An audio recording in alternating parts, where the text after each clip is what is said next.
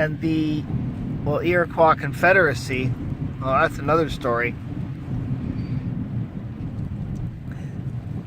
I just saw something on part of Wikipedia the other day saying the Iroquois Confederacy from the year 1600, which we call the Five Nations, and afterward 1700 is called the Six Nations when the Tuscaroras had it. Well, that makes it very convenient because the Europeans were already there 100 years before, and just in case you were doubting that everything great and good had to come from white man's land in Europe, then the year 1600, okay, well, they were just getting that together. So the Iroquois Confederacy was from 1142, so 350 years before the white man came to the Western Hemisphere. They had the Iroquois Confederacy. Now, when they talk about democracy, sometimes you'll hear them talk about the Magna Carta of England, which seems a little funny, doesn't it? Because the Magna Carta in England, didn't the United States have a war to do with representation? And the Magna Carta, you read that thing, there's nothing in there about the people at all. A little bit about the nobles, and that's it. They didn't get their idea from anybody from Europe. Nobody in Europe knew a thing about anything to do with democracy at all.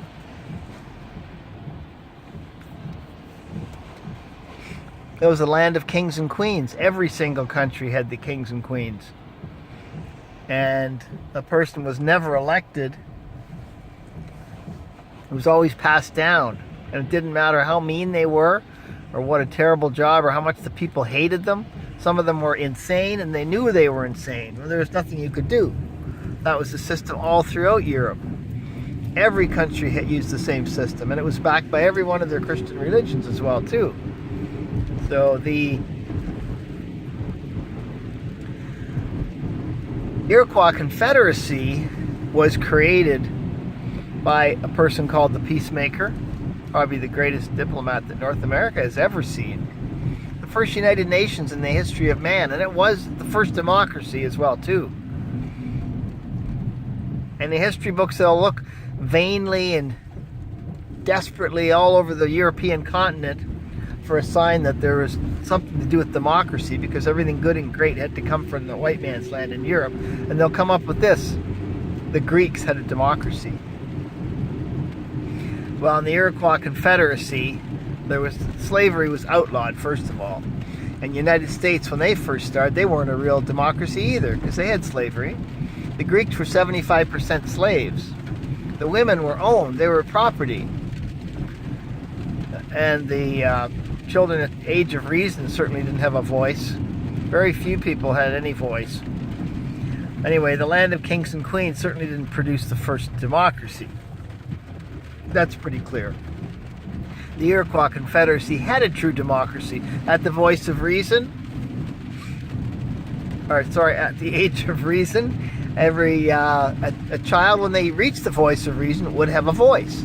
All the women had a voice in the government. The women were the ones that were really responsible for electing the male leaders. They could be removed from office, which petrified everybody in Europe, all the people in Europe when they found out about that.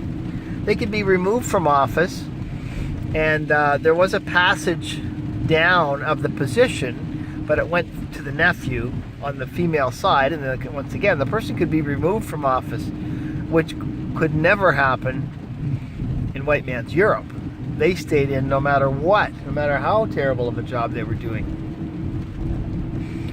So the Iroquois Confederacy led directly to the American system of government, what they call Articles of Confederation, that they used for the first 12 years. And I'll tell you why it didn't work, what the difference was. In the Iroquois Confederacy, which, by the way, at its peak, they have records showing not just 5 or 6 as in all the history books. They have records showing of 39 different states or nations that took refuge under that umbrella of the Iroquois Confederacy. And remember, the colonies and all of those cities and countries in the colonies, they also took refuge under the Tree of Peace, the Iroquois Confederacy umbrella as well too. And when the population was 50 times what the settlers was, they were still begging the Iroquois for protection, and they were receiving it as well too, all up and down Virginia, Pennsylvania, New York. That's all in the records, which can be read today as well. So in the Iroquois Confederacy, there was 2 houses, and a bill, a law for it to go into effect had to go through those 2 houses and be voted on. Now, what does that sound like? Sound like your American democracy, doesn't it? Because it was modeled directly after them. They watched the Indians and their sense of liberty. They watched the way the women were treated. They watched the fact that they had an equalized methodology for treating all the people. It wasn't like lording it over everybody and the kings and queens owned everything and ran everything. For a bill to become law, it had to go through both houses. Now, they had to have unanimous at that point. The Americans tried that at the beginning for the first 12 years, and it didn't work. And that's when they switched it to 2/3 majority, the way it is today. The reason it didn't work, there was a lot of them, but they were too greedy. They were all busy fighting over the land that they were mostly stealing from Indians, and that's a fact. And so they couldn't agree unanimously. In the Iroquois Confederacy, everybody had to agree or it didn't become a law. And as I say, at their peak, they have records of 39 different states that belonged to the Iroquois Confederacy. And it was contrary to the big myth about the warlike Iroquois. The Iroquois Confederacy was conceived of to do away with war, to bring peace. And at its peak, they controlled more land than the Roman Empire did at their greatest point in terms of the amount of square footage of land that they actually controlled. So everyone was invited to come under the Tree of Peace, settle their differences by council. If someone tried to use force to achieve their ends, to achieve their means, they were given a warning by the Iroquois. They were never attacked. They were given a warning. If the same thing happened again, they were once again tried to use force to achieve their ends, they were given another warning. They still weren't attacked. Finally, if they did a third time, they got no more warning. The war belt was thrown at their feet, and war would start immediately between all the nations of the Iroquois Confederacy and this other rogue state. Once they were conquered, the war ended immediately. They were not all killed off and beaten and burned at the stake like you read in your history books. The war stopped immediately. They became citizens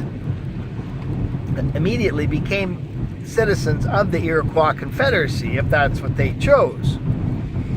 And as far as slavery was completely abolished.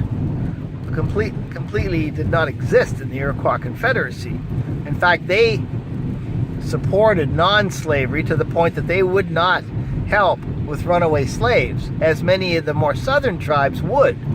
As you get down into the Carolinas, it was a big business down there. The slave trade was a huge worldwide business.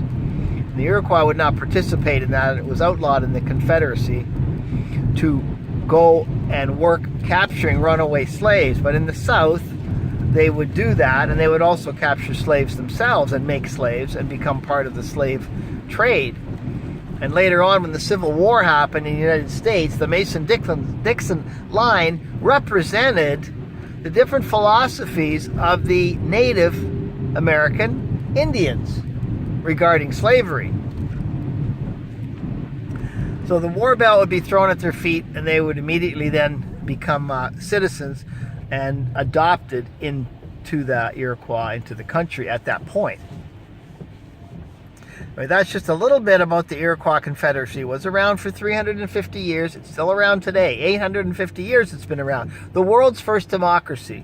The world's first United Nations. And that was a true democracy. Everybody had a voice in that society.